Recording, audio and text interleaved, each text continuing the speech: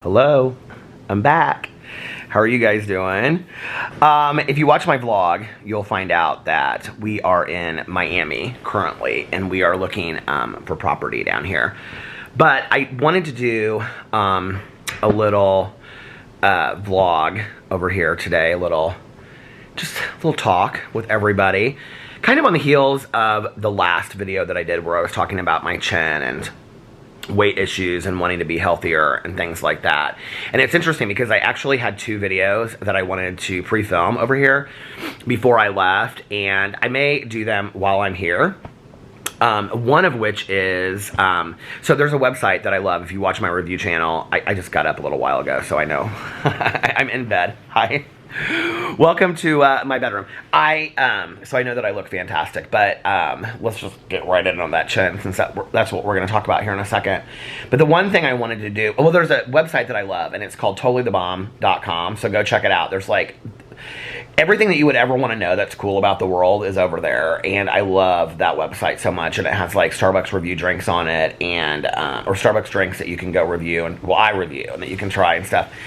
But it also has all this other stuff, and it has this thing on there where when you're searching Netflix, you can put in these codes, and it has all of the codes on it, like all of them listed, these numbers. And so in the search bar on Netflix, you put these numbers in, and then it will show you all the shows from that one segment. So you can put in like crime documentaries, true crime documentaries. No, I think it's crime documentaries. And then it'll pull up like all the crime documentaries that are on Netflix. Versus if you just put in crime documentaries, it pulls in completely different things. And so it's like, it's how they're actually coded under Netflix. I don't know how they found this out, but anyway. So I was going to show that and do that on here as like a DIY. And the other thing is that there was an article that people are making their own Mountain Dew Baja Blast, which is like one of the only Mountain Dews that I actually like.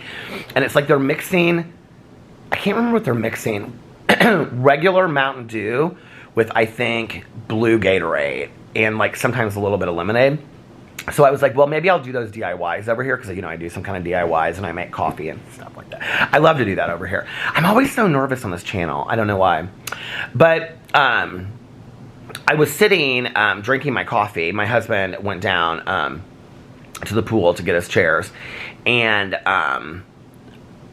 if you guys don't know, like, what's happened, so Miami, and it's thankfully not where we're staying, but they declared a state of emergency.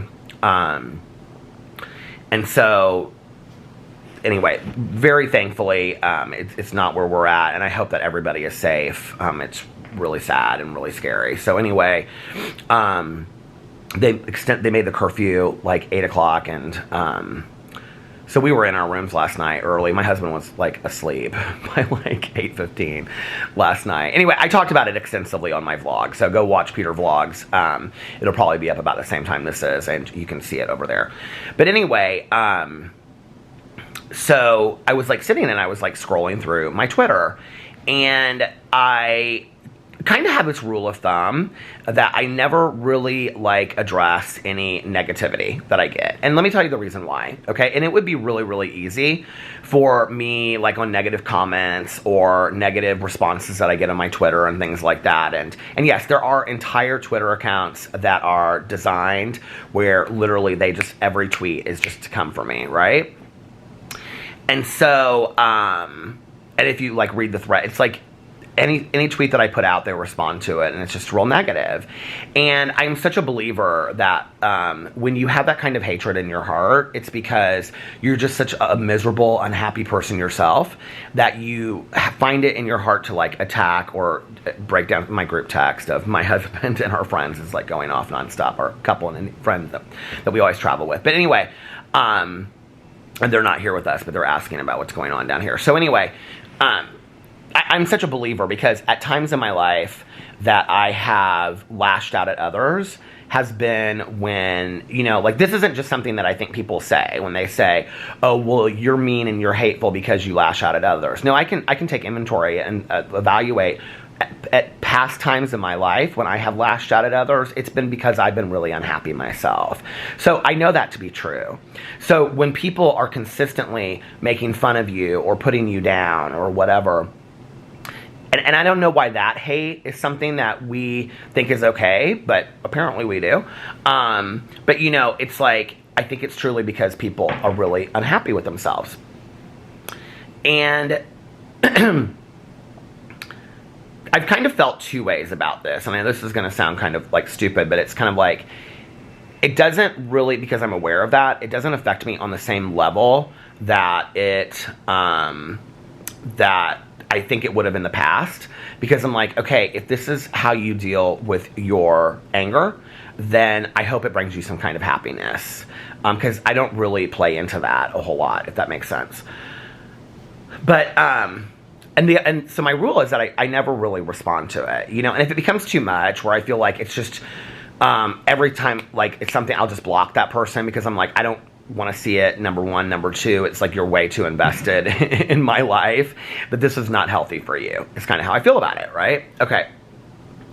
So I was like scrolling through Twitter today and I got this comment and I read this comment and I was honestly like gonna okay, so I screenshotted it and I was gonna like, I edited out their name at the top because if you don't and you post something up there, then what's said is, oh, you drove all of this anger and hate to me, right? And like, I'm not going to get accused of that, so whatever. So if you want to, people can go look up this tweet and they can find it, you know? But you put the tweet up, you asked for it to be up, so I don't know what to say to you, okay, about that. Like, I didn't do that, you know, I'm not in that. That's not about me. But I was reading this tweet where somebody like completely body shamed me, and and they do it in a real sarcastic way that it's like, but this is what I was thinking. So on the heels of me talking a lot about my weight in my vlog, and me having just put up this video over here of where I felt real vulnerable talking about it. I felt like this is hard for me to talk about this weight stuff. You know, it's not easy. And so I decided not to, like, I was going to put the tweet up and I was going to say, like, you know, actually, and I was going to be kind of, like, snarky back, and then I was going to say, this is how you get blocked, blah, blah, blah, whatever. And I thought, no, I'm not going to do that. I'm not going to bring attention to it, whatever. And actually, I was just going to sit here and read the tweet. I'm not going to even do that. But, you know, I was thinking about it, and what I was thinking was, you know, it's interesting to me that 12-step programs, I mean, it's not interesting to me because I believe in 12-step programs. But why do 12-step programs work so well? And then in consideration of not, and there are 12-step programs for weight issues as well, okay, like Overeaters Anonymous. But why do 12-step programs work in a way that is different from other things? And I was thinking about, there's, you know, a quote that is part of, you know, recovery programs that says that love and tolerance is our code, right? And when you come into sobriety early, one of the things that people say is, we will love you until you can love yourself. Because most addicts and alcoholics, when they're first getting sober, we don't love ourselves. We're full of shame and we're full of blame, right? And we're consistently beating ourselves down for, you know, we messed up everybody's life. We messed up our life, you know, and it's just like a constant just wanting to say, I'm sorry, I'm sorry, I'm sorry, I'm sorry, not even really knowing what that means. And so I was thinking about that, and I was like, you know, it's interesting because, like in social media, when you talk about your weight, when you talk about being heavy, and you guys, honestly, like, the comments that I got on the last video that you put were so encouraging and so nice. Like, I read those comments and I was like, man, people are really behind me. Like, I can do this, you know? And it felt to me like reading those comments of what early sobriety felt like to me, where it was like, you know, my dad, like, wasn't shaming me, but my dad didn't believe that I could stay sober. My friends didn't believe that I could stay sober. Nobody believed that I could stay sober that was in my personal life, and the reason for that was because I had tried it 100 million times. That's not their fault. There's nothing bad or wrong about that. That was because I had proven to them that I couldn't do this thing that I had tried so many times, right? So I was thinking about this investment that we see on social media, you know, and a lot of body shaming goes on social media, a lot of body shaming. And, you know, and especially while I'm in a situation where I'm having to go put on a bathing suit. And yesterday it was like, and we weren't even around a lot of people yesterday, and I just wanted to get in the pool again and put on a bathing suit. And I just like sat there for the longest time, like in my t-shirt, and I was like, I don't want to take my t-shirt off because I'm so embarrassed. And I was like, Peter, you did this, like you did this crap like years ago. Like you can't let this stop you again. You know what I mean? Like go sit in the pool, and you're missing out on enjoyment in your life. Like I'm in my head processing this. Like I don't think people really get it unless you really struggle with weight issues and body image issues. Like how hard it is for us just to take a shirt off, you know? And so I finally just took my shirt off, and I just like walked across this area, and I was like, if people are looking, people are looking. I don't really care. And the reality is people aren't looking. They don't know me. They're like, there's that dude, you know, that looks like somebody's, you know, dad or grandpa or something. But it's hard, like inside I'm beating myself up, you know? So I was sitting here today, and I thought about this comment that I got on Twitter, and then I was thinking about, and it was a harsh body shaming comment, and I went and I looked at like the other comments that they had made on their Twitter that was dedicated to their obvious hatred of me, and that it's all sarcastic and joking kind of things about like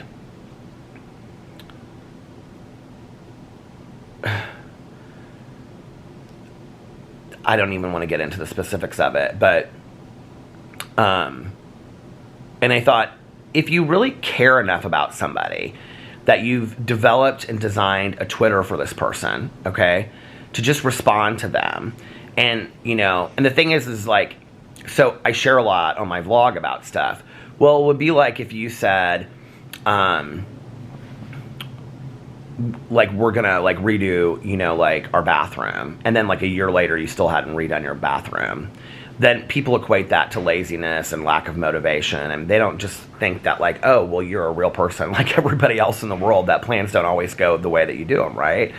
Or that you say like, I want to go on like a healthy like weight loss journey, and all the difficulty that goes into it and all that kind of stuff.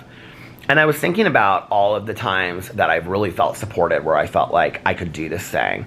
And one of the moments was when I did my video where I talked about my chin, the last video over here, and how supported I felt as a result of that, you know, that you guys were like, you can do this, and I believe in you, and this was such a great video, and all this kind of stuff. And I'm not making this video again for that. I just want to say, I'm saying thank you, because I think that I need to seek out that support. And I think that maybe, you know, and me talking about food addiction and stuff, maybe I need to, you know, pursue 12-step programs for like, you know, having like a food addiction and things like that, because I felt so supported and so loved in that way.